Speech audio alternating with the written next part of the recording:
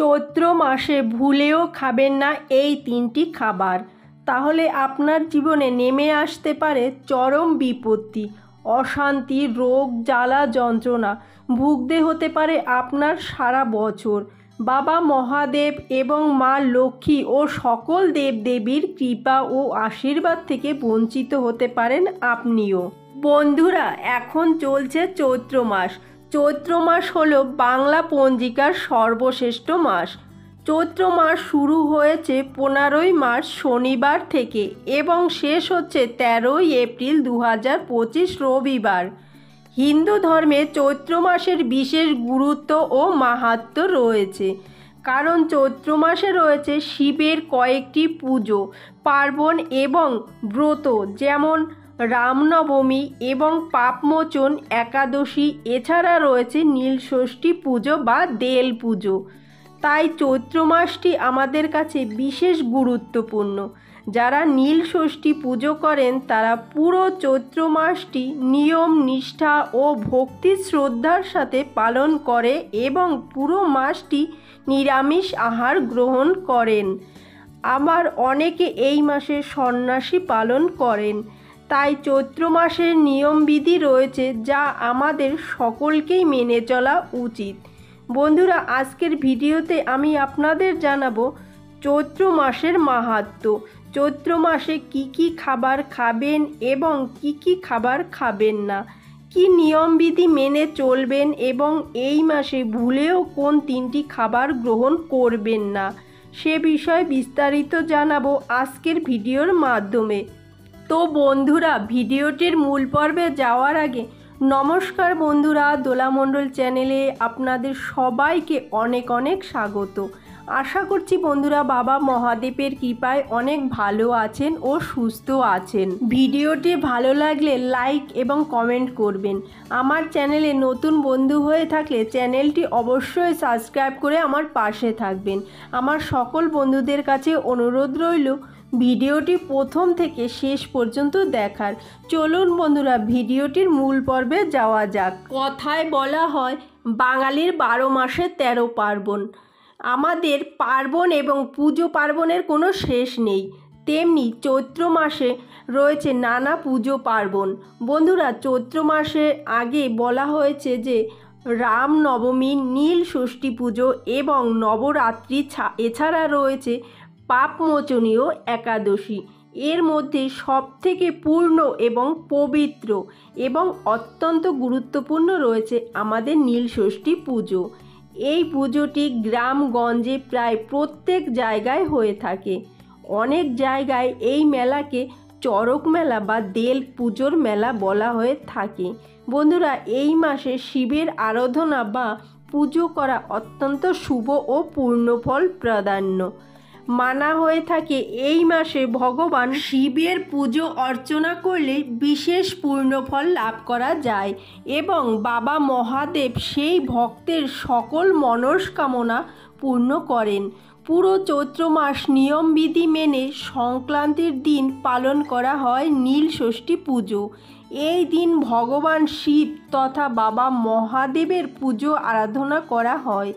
আমাদের গ্রাম বাংলায় প্রত্যেকটি জায়গায় নীলষষ্ঠী পুজো মেলা প্রচলন রয়েছে।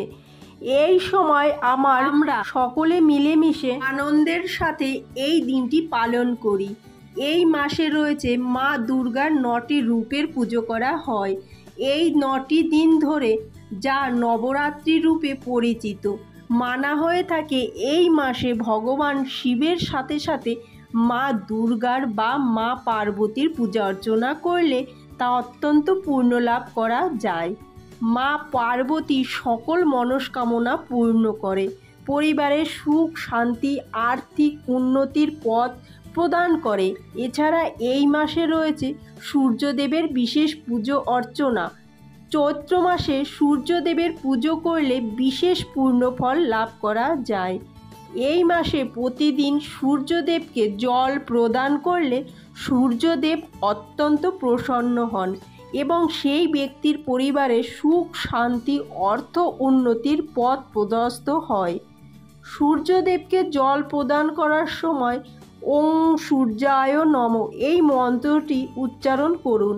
এতে আদত কোনো বাধা বিপত্তি থাকলে তা কেটে যাবে এবং পরিবারে সুখ শান্তি ও অর্থ উন্নতির পথ প্রশস্ত হবে।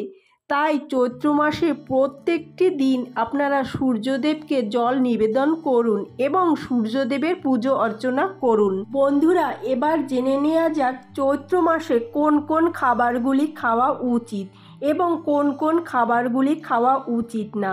ফাল্গুন মাসের শেষ হতেই চৈত্র মাসের শুরু হয়। ফাল্গুন মাস থেকেই আমাদের আবহাওয়ার পরিবর্তন হতে শুরু করে। ফাল্গুন মাস থেকে হালকা ঠান্ডা পড়তে শুরু করে এবং চৈত্র মাস থেকে শুরু হয়ে যায় প্রচণ্ড গরম। এতে নানা রকম রোগ ব্যাধি দেখা দেয়। তাই এই মাসে খাদ্য খাবারে রয়েছে বিশেষ বিধিনিষেধ এবং এই মাসে খাদ্য খাবার আমাদের অত্যন্ত বিবেচনা করে খেতে হয়। চৈত্র মাসের শুরু থেকে প্রচণ্ড গরম পড়ে, ফলে শরীর ও স্বাস্থ্যের নানা রকম সমস্যা দেখা দেয়। তাই শরীর ও স্বাস্থ্য ভালো রাখতে এই খাবারগুলি অবশ্যই খাওয়া উচিত। চৈত্র মাসে খান উচ্ছে বা করল্লা বা নিম পাতা, মেথি শাক, তেতো শাক এবং সজনে ফুল ও সজনে ডাঁটা খাওয়া অত্যন্ত ভালো। আমলকি, কাঁচা আমের টক এবং টক দই খাওয়া অত্যন্ত ভালো। এতে পেট ভালো থাকে এবং হজমে সাহায্য করে। তাই এই খাবারগুলি গ্রহণ করুন।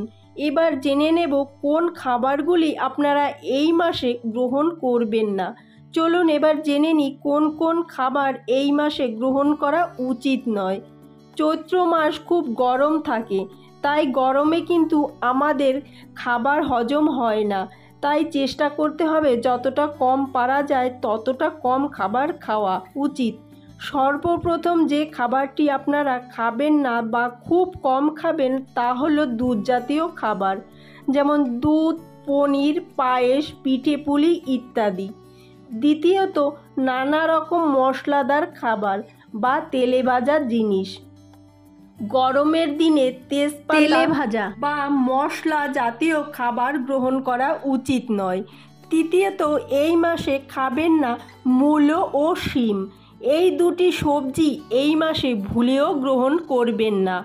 আর যদি সম্ভব হয় তাহলে আপনারা আমিষ জাতীয় খাবার গ্রহণ করবেন না, যেমন মুসুরি ডাল, মাছ, মাংস, পেঁয়াজ, রসুন, ডিম ইত্যাদি আমিষ জাতীয় খাবারগুলি একদম গ্রহণ করা উচিত নয়। কারণ এই মাসে রয়েছে রামনবমী এবং মা দুর্গার নবরাত্রি পুজো, পাপমোচনীয় একাদশী এবং সর্বশেষ রয়েছে নীলষষ্ঠী পুজো বা দেল পুজো। তাই এই মাসটা পুরো নিরামিষ আহার গ্রহণ করা উচিত।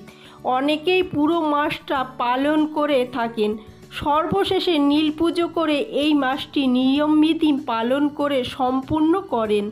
যদি আপনার পক্ষে সম্ভব না হয় তাহলে মাসের শেষ 15 দিন আপনারা মানতে পারেন। এই মাসে যতগুলি শুভ অনুষ্ঠান রয়েছে তা আপনারা পালন করতে পারেন।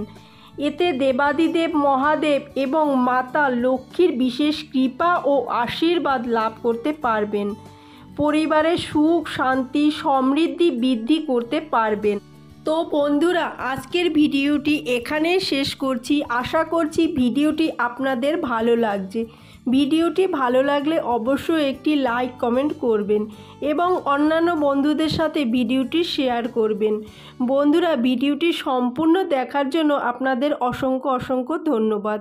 আসছি পরবর্তী একটি নতুন ভিডিও নিয়ে। ততক্ষণে আপনারা ভালো থাকবেন, সুস্থ থাকবেন। হর হর মহাদেব।